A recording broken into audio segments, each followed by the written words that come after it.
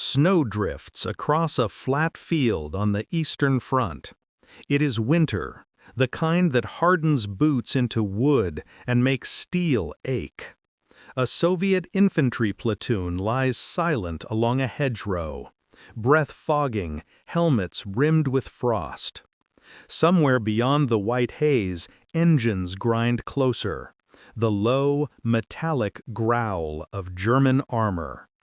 Sergeant K, 30 years old and already older than his face, lifts a mittened hand. A canvas satchel is unbuckled. A leather leash snaps loose. A dog, short-haired, lean, ears pinned, rises from the snow and fixes on a target none of the men can see yet. The handler whispers once, a name learned in a dusty paddock far behind the lines. The dog darts forward, body low, tail level, a gray streak slicing the drifts. The men watch without blinking. They know what is strapped to the dog's back. The field erupts, first with the thunder of treads, then with a sound like a fist through glass, then a shock that stings the eyes. The dog is gone. The tank, for a breathless instant, hesitates. And then, slowly, smoke pours from where the hull meets the ground. This is the most controversial story in the Soviet wartime menagerie, the anti-tank dogs, trained to run beneath enemy armor with explosives. It is a story told in conflicting reports and propaganda, in the aftertaste of necessity and the ache of loss. Our task today is to walk the narrow path between legend and record, to see what the documents say and where memory, rumor, and fear have filled the gaps. Long before the first explosive harness was buckled, the Red Army worked with dogs. After the Civil War, Soviet planners studied foreign examples, German messenger dogs, French casualty-finding dogs, and began building their own system. In 1924, a central school for military dog training was established near Moscow. Through the late 1920s and 30s, the state-sponsored paramilitary society OSOAVIAKhIM cultivated clubs and kennels, standardizing breeds, publishing manuals, and supplying the Red Army and border troops with animals trained for sentry duty, messengers, mine detection, and sled hauling.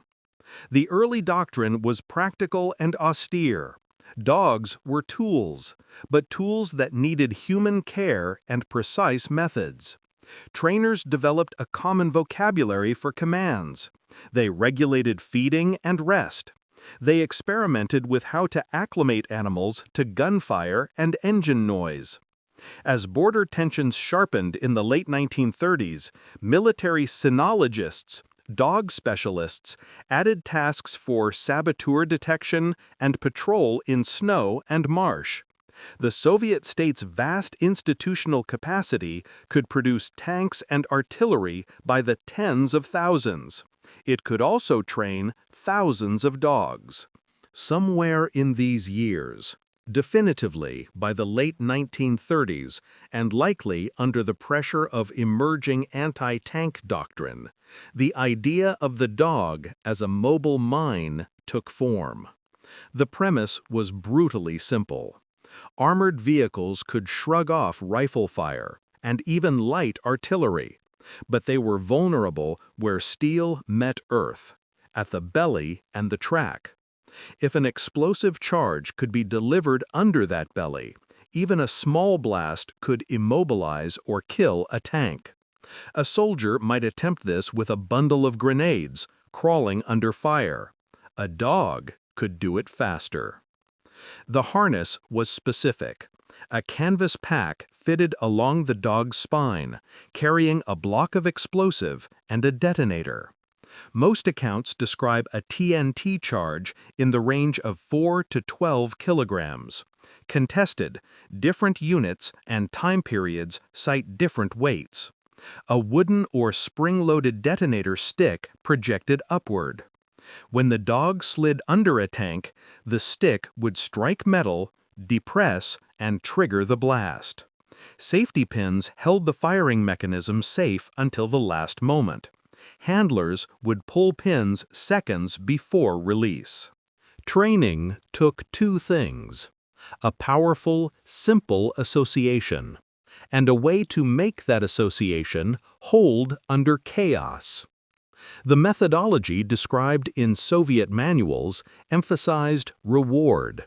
Food placed beneath a parked tank, encouraging the dog to search for it by diving under the chassis. Then food beneath slowly moving vehicles. Then beneath roaring and shifting ones. Handlers reinforced not bravery. Dogs do not understand bravery as we do, but a narrow, practiced behavior, run to the underspace of the vehicle. A famous detail of this training has been repeated often and requires care. Many modern retellings claim Soviet dogs were trained on diesel-smelling Soviet tanks and therefore sought out diesel exhaust, which led them in battle toward friendly T-34s rather than gasoline-burning German Panzers. The kernel of truth is that Soviet tanks predominantly ran on diesel, while most German tanks used gasoline. However, whether smell cueing caused widespread friendly incidents is disputed. Contested. There are anecdotal reports on both sides. Systematic archival proof is thin. Trainers also used cloths soaked in fuel and varied vehicles in training.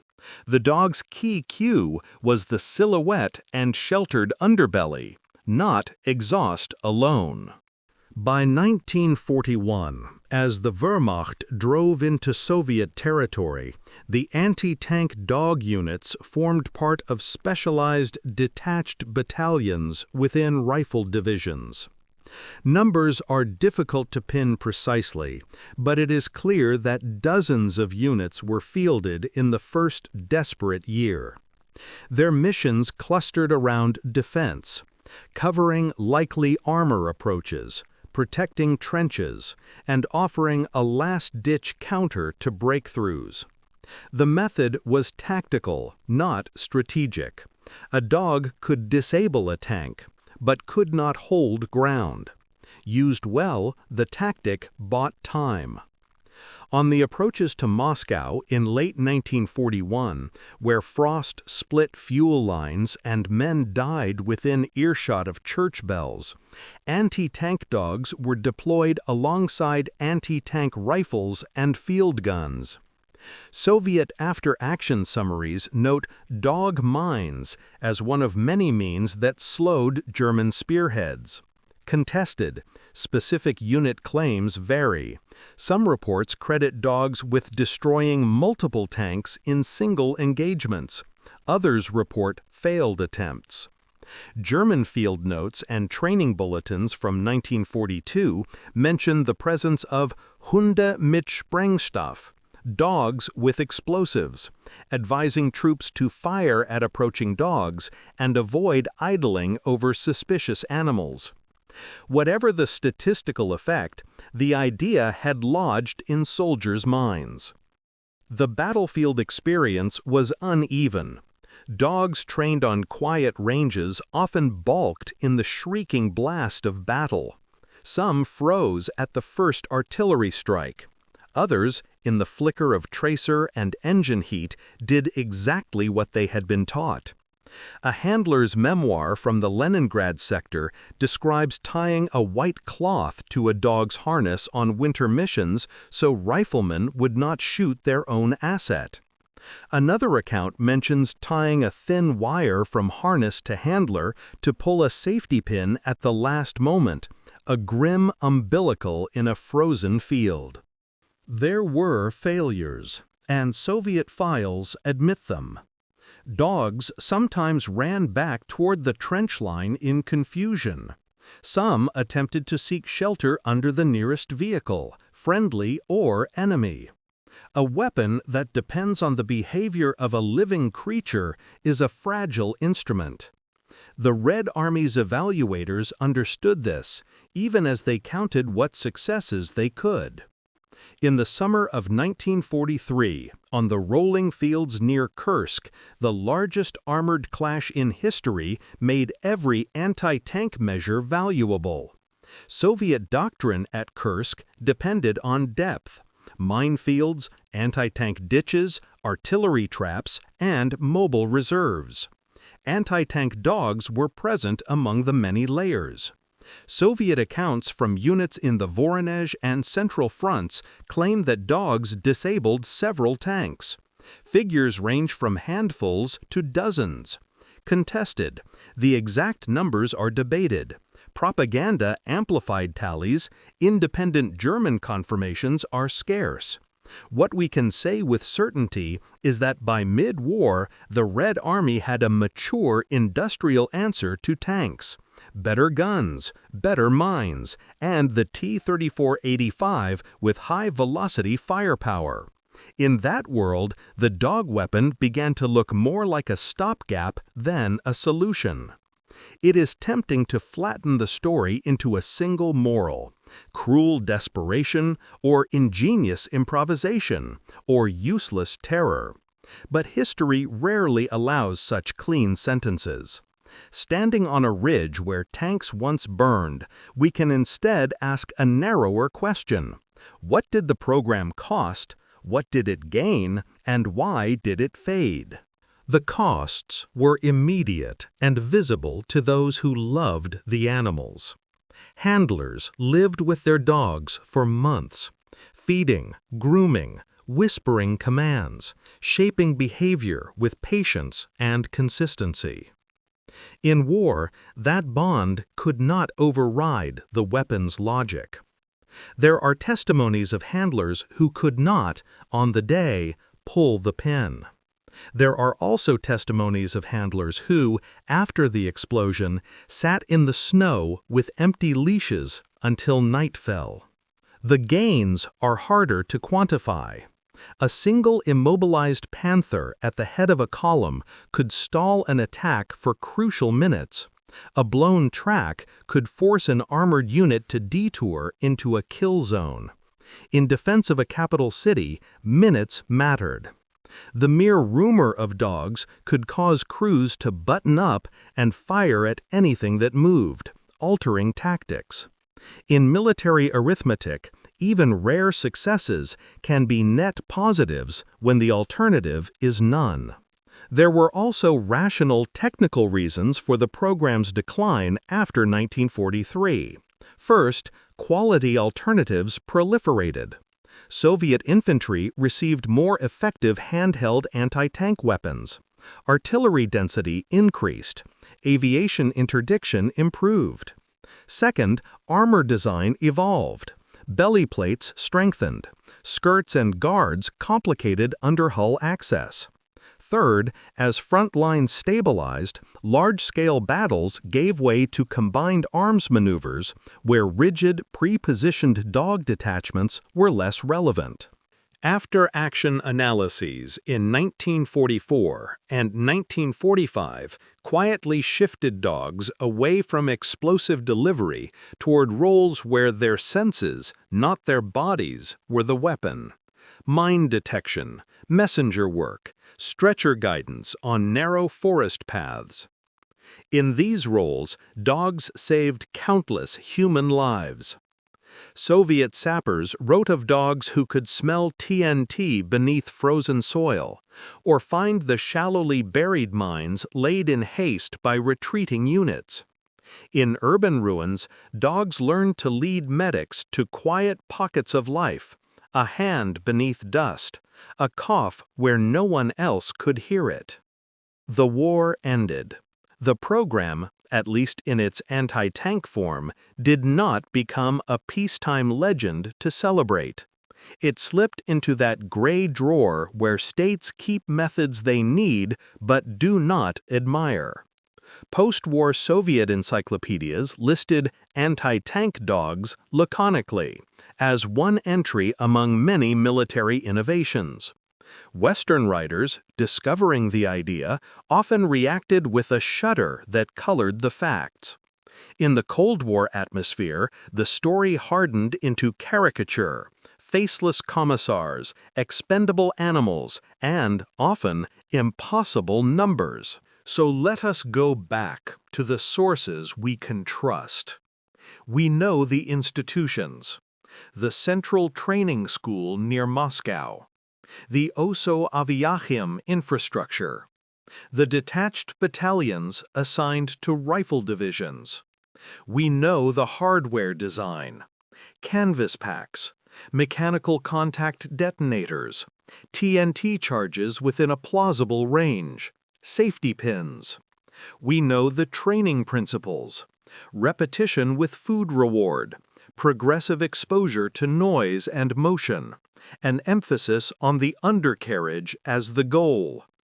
We know the deployment windows: 1941 to 1943 as the period of most intense use, with diminishing returns thereafter. We know the German reaction: field warnings, orders to fire on approaching dogs, and occasional unit diary entries about encountering such weapons. We know the drift of doctrine, from last-ditch explosive delivery toward mine detection and rescue by late war. We also know what we do not know: precise aggregate numbers of tanks destroyed, the actual rates of friendly incidents across fronts, the exact contribution of dogs to specific named battles beyond what propaganda and anecdote claim. Where hard numbers appear, hundreds destroyed, it is more honest to place a finger on the page and write one word: contested. To understand how the program felt, not just how it functioned, we listen to the voices around it. A handler remembers the winter crust cutting a dog's paws and wrapping them in cloth before an exercise. A sapper describes the steady, curious head of a shepherd tilting at the click of a detonator, then the soft whine when the noise stops. A frontline tanker remembers hearing a sudden chorus of shouted warnings, "Sobaka! Sobaka!" and seeing small shadows darting through the smoke. A German infantryman writes home that never again will he call out to a stray dog in a village.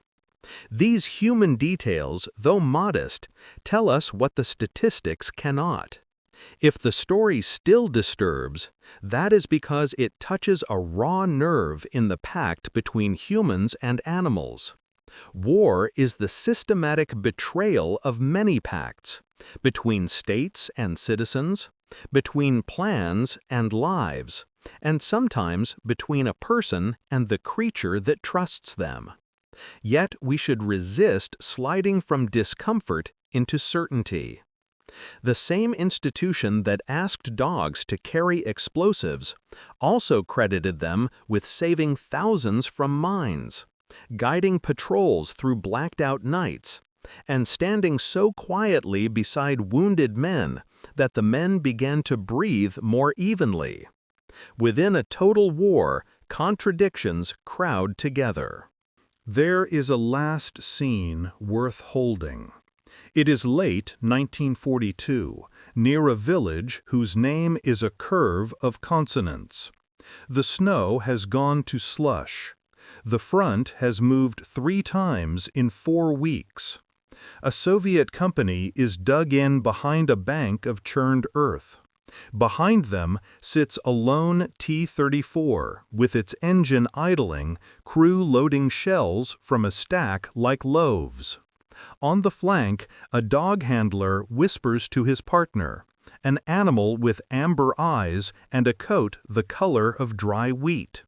He unclips a safety pin. He looks once more, as if into the eyes of a comrade. Then he lowers his hand. We do not, in this telling, follow the dog further. The question is not how the story ends, the question is what the story means.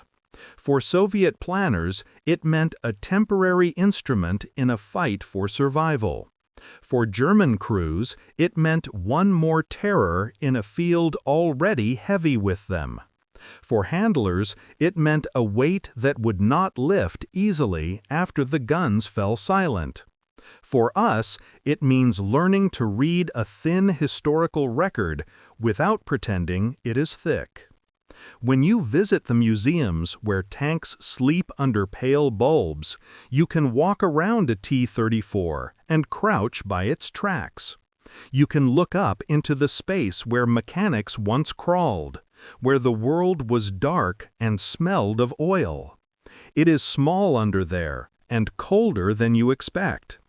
In that pocket of air, the arithmetic that led to a weapon like the anti-tank dog becomes brutally clear. The underbelly is a weakness. War finds weaknesses. That is one of its plainest truths. But we can also think of another truth, less plain and not calculable. That the bond between a handler and a dog is a real thing in a world of abstractions.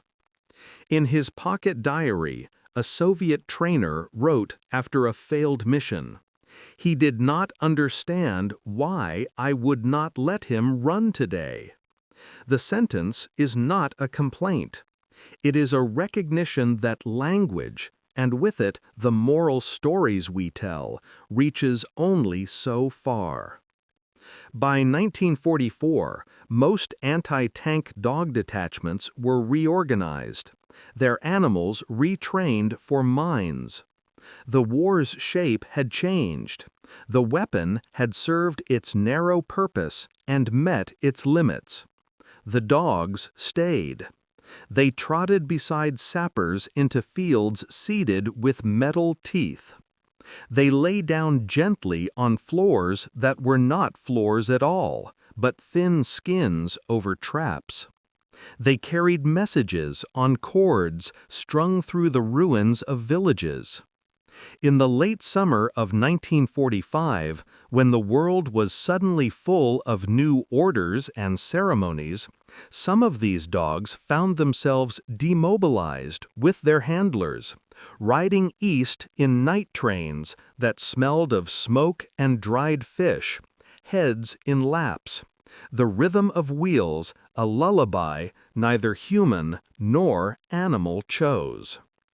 The program's legacy is not a monument.